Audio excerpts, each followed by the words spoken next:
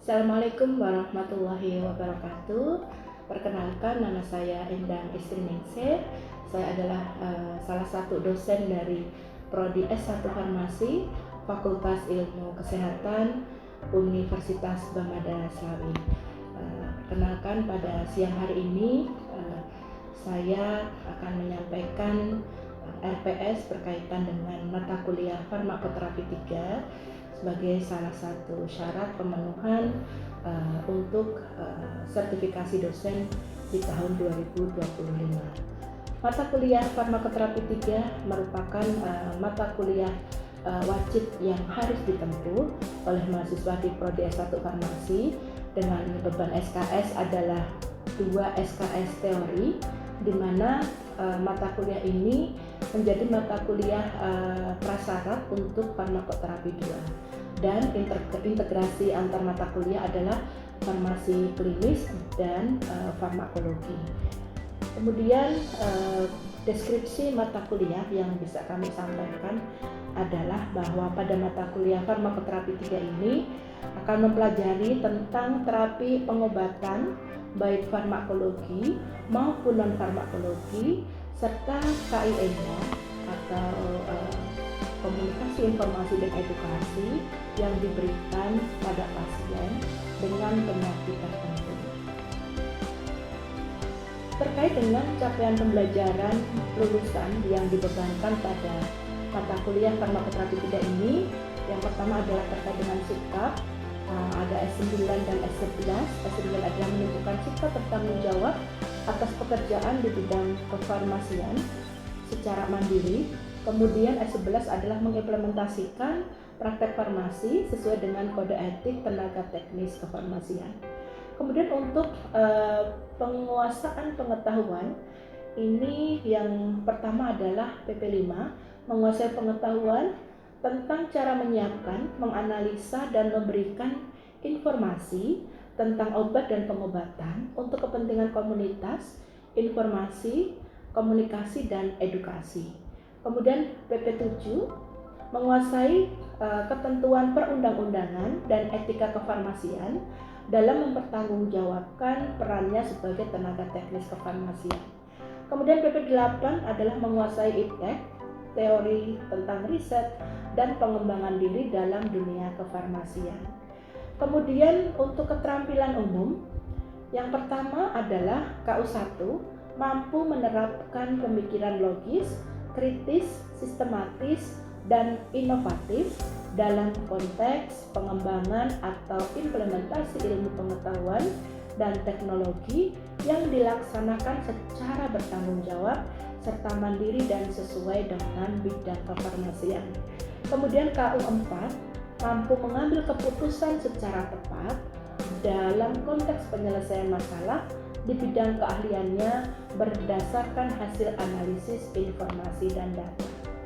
Kemudian untuk keterampilan khusus atau KK, yang pertama adalah KK5, ini mengaplikasikan pengetahuan tentang cara menyiapkan, menganalisa, kemudian memberikan informasi tentang obat dan pengobatan untuk kepentingan komunikasi, informasi, dan edukasi.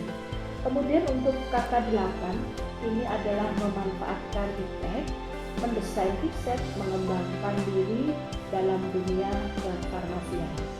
Kemudian capaian pembelajaran mata kuliah, yang pertama adalah mampu memahami tentang arti penting dari farmakoterapi.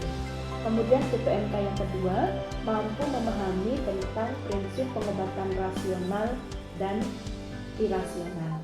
Kemudian CPMK yang ketiga, mampu menjelaskan tentang terapi farmakologi dan non-farmakologi pada kasus penyakit tertentu.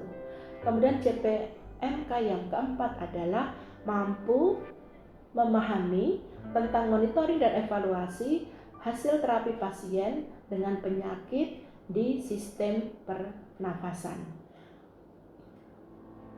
Kemudian dilanjutkan kemampuan akhir di tiap tahapan belajar mata kuliah atau sub CPMK. Di sini mahasiswa dapat menjelaskan terapi pada penyakit rinitis alergi, pneumonia, kemudian penyakit PPOK, batuk, kemudian penyakit bronkitis, sistem fibrosis, dan penyakit paru karena obat, kemudian penyakit aritmia, penyakit jantung dan gagal jantung, kemudian penyakit stroke, sindrom metabolik, dan penyakit hiperlipidemia dan pasien shock. Itu adalah materi yang akan dibahas pada mata kuliah farmakoterapi 3. Terima kasih. Wassalamualaikum warahmatullahi wabarakatuh.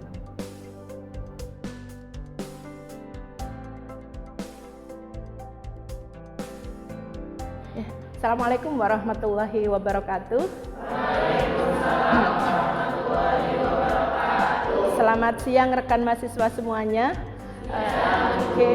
Pada siang hari ini pertemuan kedua kita pada mata kuliah farmakoterapi 3. Alhamdulillah kita bisa bertemu lagi. Rekan mahasiswa sehat semuanya ya. Amin. Ya, sehat semuanya dan selalu semangat untuk menyelesaikan pembelajaran. Pada siang hari ini farmakoterapi 3 seperti yang pernah kami sampaikan bahwa di pertemuan kedua ini kita akan membahas terkait dengan pneumonia. Minggu kemarin kita sudah sampaikan terkait dengan rinitis alergi. Masih ingat ya bagaimana terapi pengobatannya baik secara farmakologi maupun non farmakologi, dan kali ini materi kita terkait pneumonia nanti akan kita bahas beberapa topik ya. Nah, untuk materi yang akan disampaikan pada siang hari ini, yang pertama adalah terkait dengan pengertian pneumonia itu sendiri, kemudian etiologinya, epidemiologinya, terapi farmakologi dan terapi non farmakologi, serta nanti di terakhir akan kami sampaikan hasil riset penelitian terkait dengan kasus pneumonia di salah satu rumah sakit ya. Oke. Nah, secara klinis, pneumonia sendiri didefinisikan sebagai suatu peradangan paru yang disebabkan oleh mikroorganisme, baik bakteri, virus, jamur maupun parasit. Nah, terkait dengan klasifikasinya, berdasarkan tempat asal ditemukannya itu ada CAP, kemudian HAP, kemudian VAP, ya, dan HCAP. Nah, itu yang menjadi tolak ukur nanti bagaimana terapi pengobatan akan kita jalankan. Anda harus bisa dulu membedakan apa itu CAP, HAP, HCAP, dan VAP.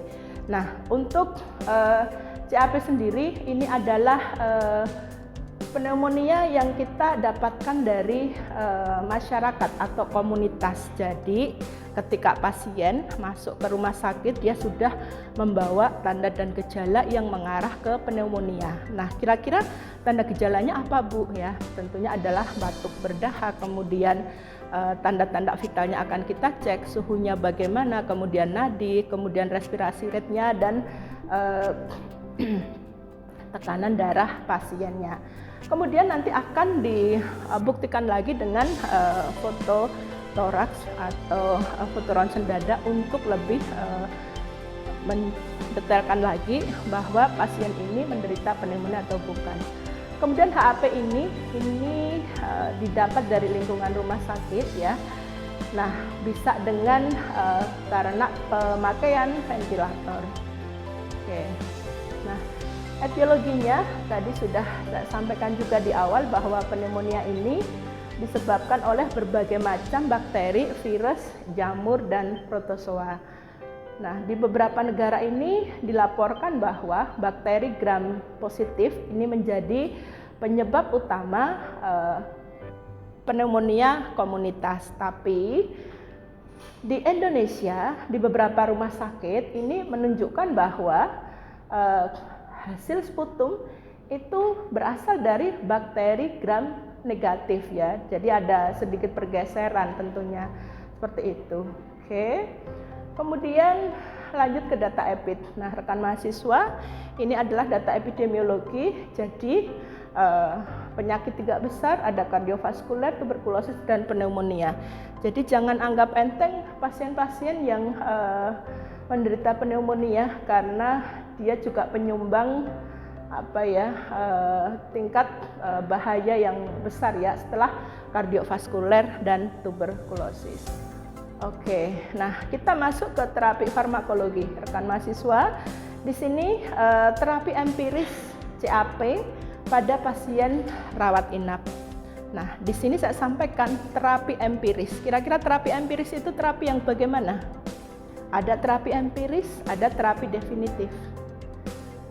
Empiris itu yang bagaimana? Oke.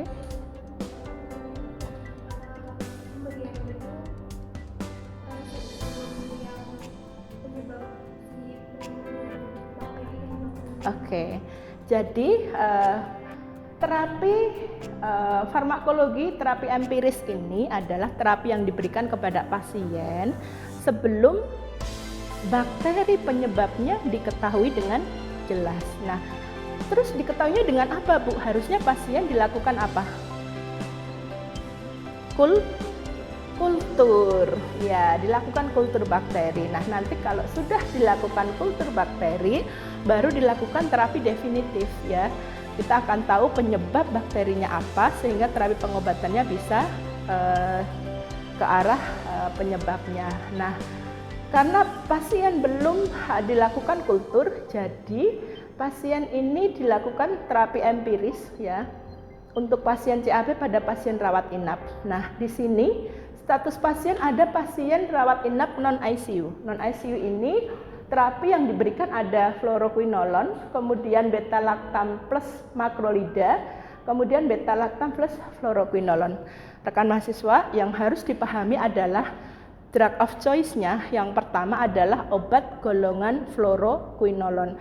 Ketika pemberian obat golongan fluoroquinolone ini tidak memberikan respon klinis yang baik pada diri pasien, bisa diberikan yang kedua, lini kedua, yaitu beta-lactam plus makrolida.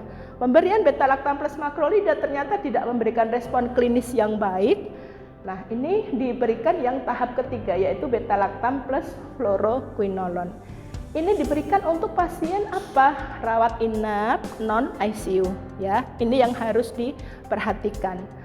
Kemudian masuk ke rawat inap, tapi pasien-pasien yang masuk ICU, ya. Tentunya emergensinya akan berbeda. Di sini diberikan drug of choice, lini pertama adalah langsung ditembak dengan kombinasi. Kombinasinya adalah beta-lactam plus makrolida. Nah, kemudian ketika respon klinisnya belum membaik, kita masuk ke pilihan klinik kedua, yaitu beta-lactam plus fluoroquinolone. Oke. Kemudian yang berikutnya adalah rawat inap ICU, tapi ada resiko infeksi pseudomonas. Di sini yang harus diperhatikan terapinya adalah pemberian kombinasi antara beta-lactam dengan fluoroquinolone. Kemudian yang berikutnya, ketika pasien belum memberikan respon klinis yang baik, kita pilih yang lini kedua, yaitu beta-lactam, kemudian aminoglikosida dan golongan makrolida, ya. Begitu seterusnya. Kemudian yang bawah ini adalah pasien rawat inap ICU dengan resiko CA-MRSA, ya, seperti itu. Ada vancomycin dan insolid. Kemudian, nah, ini adalah untuk terapi empiris yang digunakan untuk pasien HAP, kemudian VAP dan HCAP. Kita lihat kondisi pasien. Jika tidak ada faktor resiko patogen MDR atau multi drug resistant, ya, kemudian terapi empiris yang kita berikan adalah apa? Ceftriaxone dan atau golongan fluoroquinolone atau ampicillin sulbactam atau bisa juga ertapenem. Ini kita berikan untuk dengan keadaan klinis yang tidak ada faktor resiko MDR. MDR adalah multi drug resistant. Nah, ketika pasien dengan kondisi klinis terdapat faktor resiko multi drug resistant. Terapi yang kita berikan adalah obat-obat di sebelah ini. Ada golongan cefalosporin dan seterusnya. Ya, ini kita berikan ke pasien ya, terapi empiris sebelum terapi definitif diberikan. Terapi definitif diberikan ketika kultur pasien sudah keluar hasilnya. Oke. Nah, rekan mahasiswa, akan kami sampaikan hasil penelitian kami,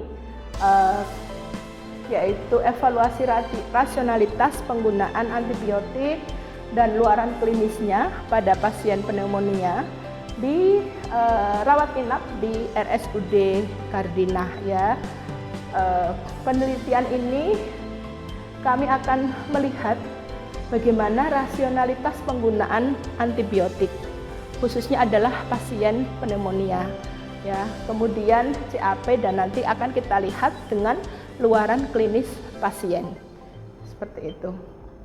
Nah, perumusan masalah pada penelitian ini ya, yang pertama adalah bagaimanakah rasionalitas penggunaan antibiotik empiris pasien kami khususkan untuk pneumonia CAP di bangsal rawat inap RSUD Kardinah. Kemudian yang kedua adalah bagaimanakah luaran klinis dari penggunaan antibiotik empiris yang rasional dan tidak rasional pada pasien pneumonia CAP di bangsal rawat inap RSUD Kardinah.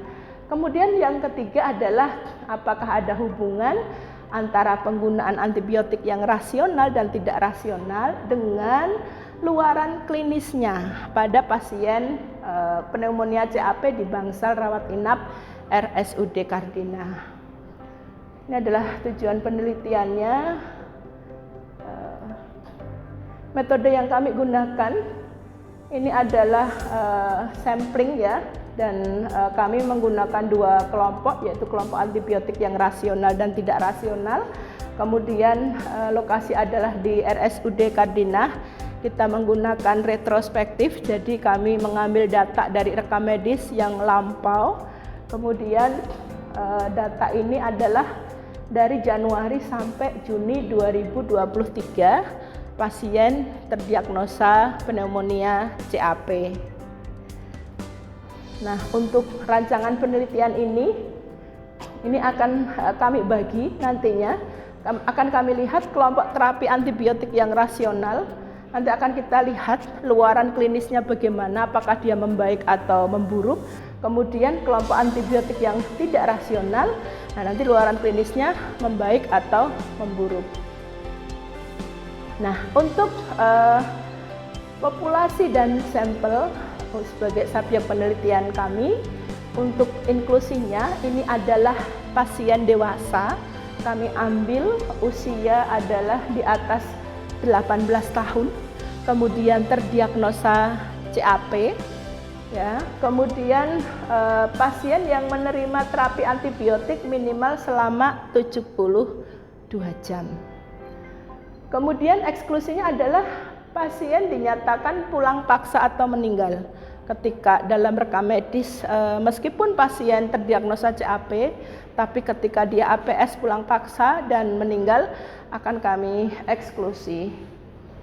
Kemudian besaran sampel ini adalah 83 pasien per kelompok, jadi total kami kalikan 2. Kemudian teknik pengambilan adalah teknik purposive sampling. Nah, ini adalah instrumen yang kita gunakan. Yang pertama adalah kita menggunakan rekam medis pasien, kemudian LPD, lembar pengumpul data. Kemudian ada diagram alur Gisen. Ini adalah diagram yang akan kita gunakan untuk menilai apakah peresepan pasien ini rasional atau tidak. Kemudian ATS, CAP, leksikon, DIH. Ini menjadi referensi kita untuk menentukan apakah terapi pengobatannya rasional atau tidak. Oke, kemudian langsung ke hasil. Oh iya, ini diagram alur Gisen ya. Diagram alur Gisen yang kita gunakan itu adalah dimulai dari kategori 0 sampai kategori 6. Ya, kalau pasien dikatakan rasional itu masuk dalam kategori 0 ya, dan tidak rasional itu kategori 1 sampai kategori 6. Nah, di kategori 0 ini penggunaan antibiotiknya tepat, semuanya tepat. Jadi masuk ke rasional. Kemudian kalau kategori 1 ini waktu pemberian antibiotiknya tidak tepat. Kemudian kategori 2, dosis, interval, rute pemberian antibiotik ini kurang tepat.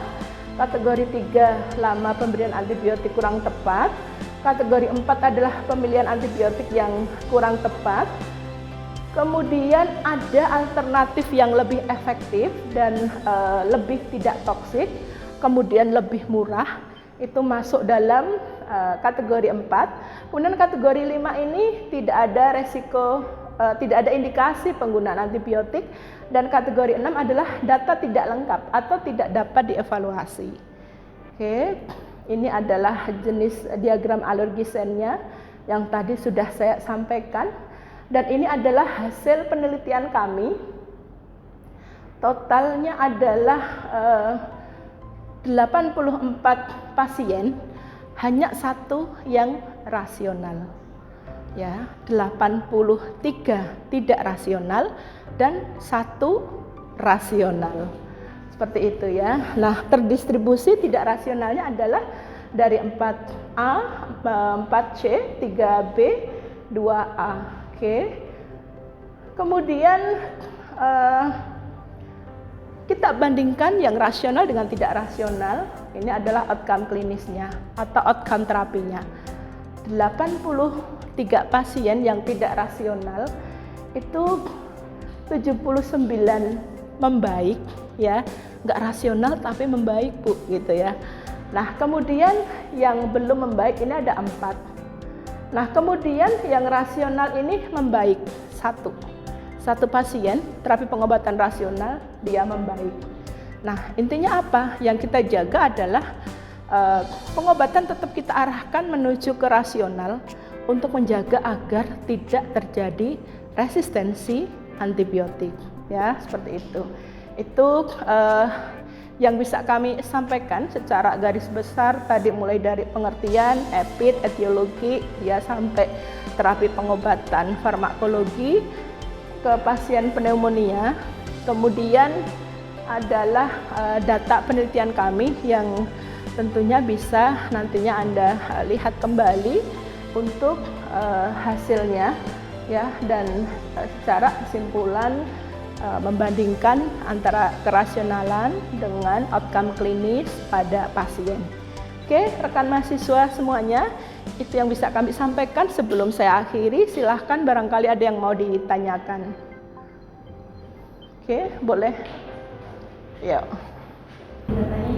Boleh. Tadi dalam penyakit pneumonia kan biasanya dilakukan pemeriksaan seperti ronsen ibu. Selain dari ronsen itu, apa ada labelnya lain yang mendukung diagnosa dari pneumonia apa saja? Baik. Oke, satu pertanyaan ya, atau pertanyaan pertama terkait dengan data lab pendukung yang akan kita gunakan sebagai penciri bahwa pasien ini arahnya diagnosanya adalah pneumonia. Jadi pasien yang datang ke rumah sakit tentunya dengan keluhan ya, demam, batuk, kemudian akan dicek tanda-tanda vitalnya mulai dari suhu, tekanan darah, respirasi dan nadi. Kemudian akan dilihat juga dengan fototoraks dan data labnya akan dicek. Kalau angka leukositnya tinggi ya, lebih dari 10.000 per mikroliter, kemudian LED-nya juga ada peningkatan, itu juga menjadi panduan untuk mengarahkan bahwa pasien ini ke pneumonia, seperti itu. Bisa dipahami? Jadi angka lab yang akan digunakan adalah LED dan angka leukositnya. Oke. Ya, silahkan penanya berikutnya. Oke. Kalau kan ada terapi farmakologi seperti ditalaktam, amlodipin dan lain-lain. Untuk terapi farmakologi itu apakah ada? Baik. Terapi farmakologi, untuk pasien pneumonia yang jelas adalah perubahan gaya hidup Yang pertama adalah kaji kembali pasien, apakah pasien merokok atau tidak. Kalau merokok, hindari atau kurangi, atau kalau bisa hentikan kebiasaan merokok, karena ini juga menjadi penyebab gangguan pernafasan dan memperburuk kondisi pasien. Kemudian gaya hidup yang berikutnya adalah pola makan, kemudian istirahat, dan menjaga kebersihan lingkungan. Ya, itu yang bisa dilakukan pasien untuk menghindari terpaparnya virus ini ya, dari pneumonia. Jadi kalau kekebalan tubuh kita bagus, nah ini penyakit nggak akan gampang masuk ke pasien. Seperti itu. Ya, oke, Pak Rizky. Ada lagi yang mau ditanyakan rekan mahasiswa? Oke, kalau tidak ada perkuliahan hari ini, saya cukupkan sampai di sini dulu. Insya Allah kita akan ketemu untuk pertemuan ketiga dengan materi PPOK. Nanti tolong dipersiapkan, dibaca dulu dari rumah materi-materi atau yang berkaitan dengan PPOK ya. Mulai dari pengertian, kemudian epidemiologi, etiologi, patofisiologi, dan terapi pengobatan. Nah, nanti minggu depan kita akan masuk dan berdiskusi terkait dengan PPOK. Oke, demikian yang bisa kami sampaikan. Terima kasih. Wassalamualaikum warahmatullahi wabarakatuh. Waalaikumsalam warahmatullahi wabarakatuh. Terima kasih, Bu. Sama-sama.